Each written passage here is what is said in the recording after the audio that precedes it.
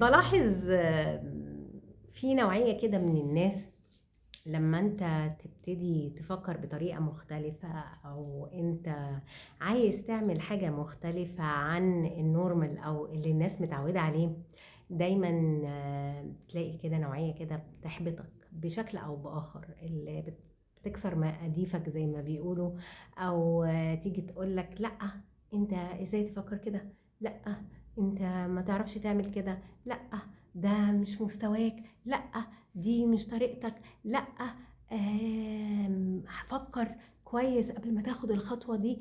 هتخسر كتير، هيحصل لك مش عارف ايه، القيامة هتقوم، الدنيا هتقوم مش هتقعد.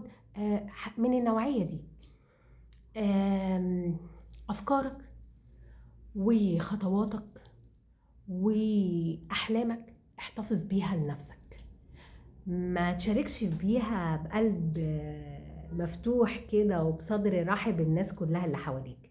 لما تيجي تخطط تعمل حاجة، ابتديها في صمت وخطط لها في صمت، لانك انت لو ما عملتش كده عمر الحاجة دي ما هتطلع للنور.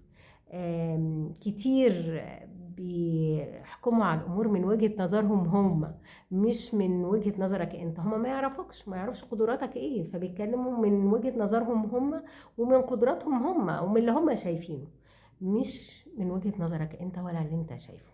فبالتالي نقول ايه؟ احتفظ بقدر من احلامك وافكارك وتخطيطاتك وترتيباتك لنفسك مش للاخرين. وخد الخطوة الاولى مع نفسك ومع القريبين ليك اللي فعلا بيساندوك. وشكرا.